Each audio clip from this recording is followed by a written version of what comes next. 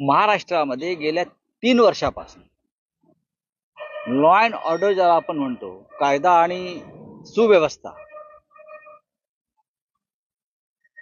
ही वाऱ्यावर आहे. सरकार निवडणुका, सभा संमेलन, उत्सव, प्रधानमंत्र्यांचं आगत स्वागत, शिबिर याच्यामध्ये गुंतून पडलंय.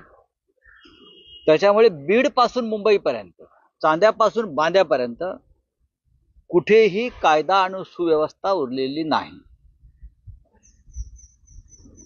सैफ अली खानवरती चाकू हल्ला झाला. मोठा कलाकार आहे. काल देशाचे प्रधानमंत्री मुंबईत होते. त्याच्यामुळे सगळी सुरक्षा व्यवस्था तिकडे असणार. प्रधानमंत्री जरी मुंबईत असले तरी या राज्यामध्ये काय चाललंय हा प्रश्न एकदा या राज्याच्या गृहमंत्र्यांनी स्वतःला विचारायला हवा. आम्ही त्यांच्यावरती काही भाष्य केलं की त्यांना यातना होतात, वेदना होतात, पण महाराष्ट्रामध्ये सामान्य जनतेला सुरक्षा नाहीच आहे. रस्त्यावर, घरात, झोपड्यात, चाळीमध्ये कुठेही चोर आणि दरोडेखोर घुसतायत, बँकात घुसतायत. पण आता हे जे कलाकार आहेत, मोठे मोठे, ज्यांच्या घराला बाहेर सिक्युरिटी आहे, त्यांना स्वतःला सुरक्षा व्यवस्था आहे, तिथेही सरळ चोर घुसतात आणि हल्ला करतात. खरं म्हणजे हा नरेंद्र मोदी यांना धक्का आहे, प्रधानमंत्र्यांना.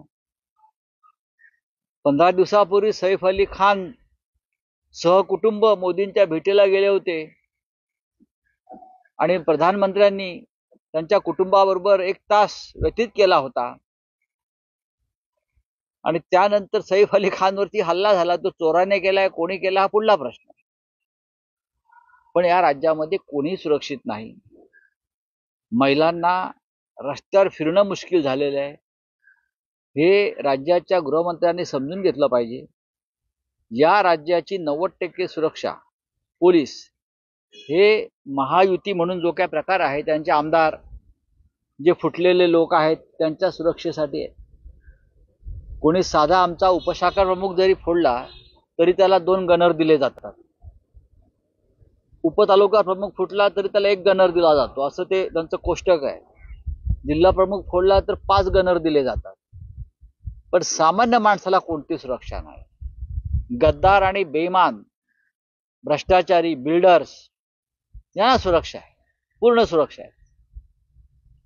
सैफ अली खानला सुरक्षा असणार 100%. सैफ अली खान तर त्यांना या सरकारनं पद्मश्री दिलाय, भारत सरकारनं कधी काळी. तर पद्मश्री किताब असलेल्या व्यक्तीला सुद्धा मुंबईमध्ये सुरक्षित राहता येत नाही, हे आज पुन्हा एकदा दिसलं. आता ह्याच्यावरती कोण काय भाष्य करणार? पोलीस तपास करतील, चोराला पकडतील.